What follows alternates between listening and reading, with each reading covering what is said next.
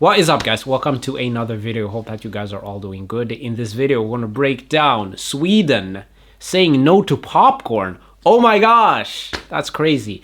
But before we start this video, do not forget to, of course, like, comment, and share because it helps us out in the glorious algorithm. In very interesting news, if you are an OnlyFans user in Sweden, you might go to prison. Right, and that because the Swedish parliament just passed a law equating the purchase of sexual content online with purchasing sex from a prostitute, which one is already illegal in Sweden, and two comes with a punishment of up to a year in prison for the buyer. And specifically, under this new law, which is set to take effect July 1st, it will be illegal to pay someone to carry out a sexual act remotely for the specific purpose of that act being viewed by the buyer. Or in other words, this is not a complete ban on internet porn, but it is meant to target specifically live commissioned interaction. So watching pre-recorded content, that is still legal, and you can even watch lives as long as you are not paying for a specific act. You know, this type of content that they've made illegal, it spells some serious trouble for sites like OnlyFans. Because those live, special commissioned interactions, they're both incredibly popular and incredibly lucrative for the performers. And then as far as why the Swedish government has done this, right, do they have an issue with OnlyFans? Well, there I'll say it's not that simple, because during parliamentary debate, lawmakers argued that this law, it's meant to address the dangerous aspects of online sex work, with one MP saying, this is about digitalized prostitution, where the boundaries between pornography and human trafficking are blurred, but where exploitation and abuse are present. With another MP saying after the bill passed, this is a new form of sex purchase, and it's high time we modernize the legislation to include digital platforms. And as you'd expect, we're seeing a lot of people both celebrating and heavily criticizing the move. Sweden's passed the anti-corn bill. So you now can't live stream, you can't do cam shows, and you can't do customs. They're now illegal. What the actual I think it's great that Sweden decided to ban popcorn.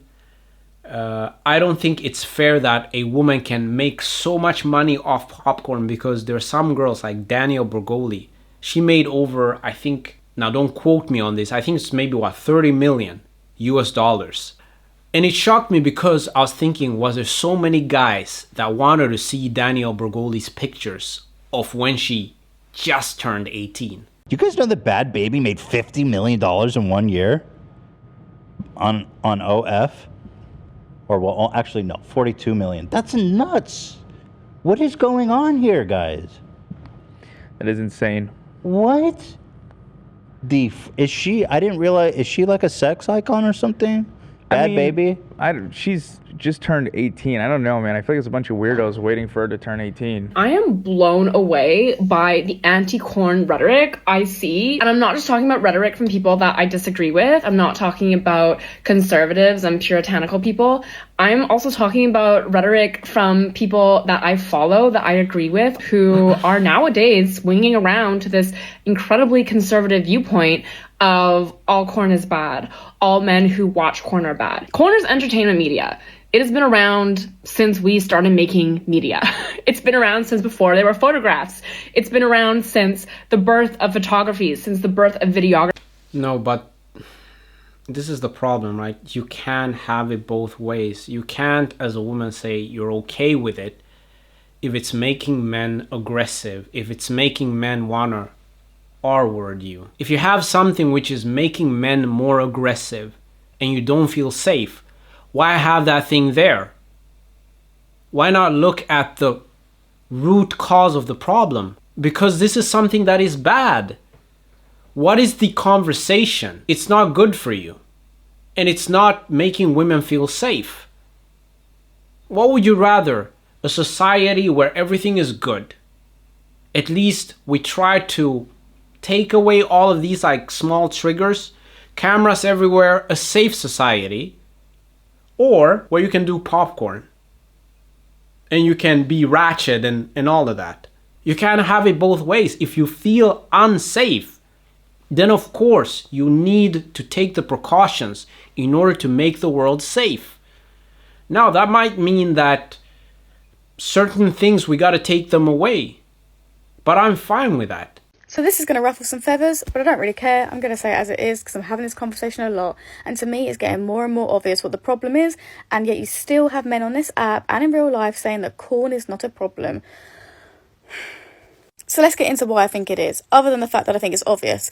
Now, as a woman who has also watched porn in the past, because a lot of women have also been raised on porn, when we look at how men date, right? When we look at men dating with all this choice on Instagram, using Instagram like a dating profile, when we look at actual dating profiles, the amount of them, the mentality of swipe, swipe, swipe, swipe, swipe, conveyor belt mentality, it's already got a problem. You mix in social media addiction for validation with the conveyor belt of dating apps, mixed in with porn, which is very, very fast, instant release, gratification, a quick release of pleasure. You mix all three of those things and you've got a deadly cocktail. Very, very deadly. It has always been part of the media that humans create. And it's entertainment media in the sense that it's meant to be entertainment in the same way that a Marvel action movie is. It's not meant to be educational, and we know this, right? And I think that one of the reasons why we're swinging around to such anti-porn rhetoric these days is that we have such a fundamental lack of good sex education, and we have such fundamental issues with how we as a society view sex and talk about sex. And we are projecting all of those issues onto porn because it's the only public medium around sexuality that discusses sexuality, that shows sexuality that we have. Of course, if you don't get proper sex education and your family home does not... It has nothing to do with sex education. That's not what we're talking about. It's that you have something which is triggering people and making people more desensitized to the act itself. It's dehumanizing women. That is the problem. If you've ever watched porn, you need to listen up. Did you know that since the adoption of high-speed internet, ED rates in young men have increased by 1,000%? Porn is doing this to you. Excessive consumption can lead to decreased amounts of gray matter in the brain, which leads to difficulty focusing, problems with storing memories, decrease in self-regulation, and a heightened risk of depression. Interesting that ADHD is ever increasing in men, right? Especially since the early 2000s. And yes, we all know dopamine is the enemy here. Without dopamine, you wouldn't feel pleasure from eating or drinking, which we need in order to survive. But engaging in pleasurable activities that aren't vital to survival just to get that dopamine hit is very detrimental. And porn is the ultimate example of this for men. The more pornography you consume, the more your brain becomes desensitized to it, which means you're going to turn to more hardcore content just to get the same fix. So basically you end up on this endless loop, seeking out new virtual fake partners while also consuming more aggressive content, all while contributing to more erectile dysfunction. Are you starting to see just how many things are contributing to the downfall of modern dating? Openly about sex and you go to the internet to look for answers and you watch porn, that's not a good start to introducing you to sexuality, and that's not how it should be. But to blame that on porn is like saying, oh, my parents didn't model healthy relationships, and at school I wasn't taught about healthy relationships, so I watched rom-coms and drama movies to learn how to be in a relationship. And now... No, that's a stupid analogy. I am in an unhealthy relationship. Whenever I talk about being anti-porn, either online or in real life, I'll always get people asking me about OF. What about OF, right? It should be fine. Initially, I used to think that too. I used to think that OF is fine. And there is that element of agency as well, where like the girls can put out content whenever they want to, whatever content they want to. And I thought that that was great. And the idea of women taking their own nudes or videos whenever they felt like doing it, or like couples taking videos of their intimate moment, was so much better than whatever goes on in corporate porn. Okay. But that was wishful thinking at best, because I've learned that this type of industry will always find a way to be bad. So within corporate porn, at least these girls had a check guaranteed at the end of the month, and they had work incoming constantly because they had agents. It was a whole industry happening. Yeah. Whereas now you find so many women putting out nudes online in the hopes of one day making a certain amount of money and never actually getting there. And in order to get there, they need to pump out content constantly. And that immediately removes consent and agency. And there is this huge competition. And in order to be able to make money and stand out, you need to adjust your content, personalize your content to what is selling at the time. And that is always very, very harmful.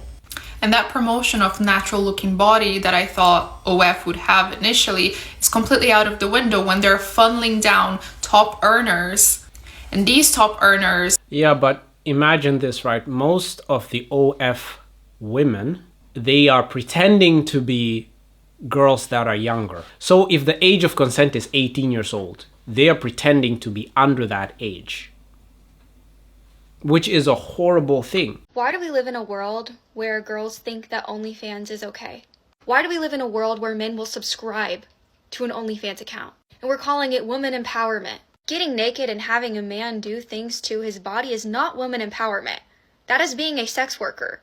And we live in such a world where it's like, well, no judgment here. You do you. No, there is judgment because I care about you. And I get it. Look, you're not having sex with every single man that's watching you like they did back in the olden days when you were a sex worker. But the concept is still the same. You are still selling your body out. I know there's a lot of money there, but it's not worth it. The last time I went to a school, after I spoke, there was a bunch of girls that actually came up to me after and asked, do you know this specific creator? I was like, I know them from TikTok, that's it. And I was like, but I'm assuming you enjoy their TikToks, that's why you're asking. And they're like, yeah. And I'm like, what do you like about this person? And they're like, well, they seem happy and they can travel. And I was like, wait, so you think that the only way you can be happy and travel is to do OnlyFans? And they're like, yeah. This guy was doing those street vox pops, asking kids questions on the street.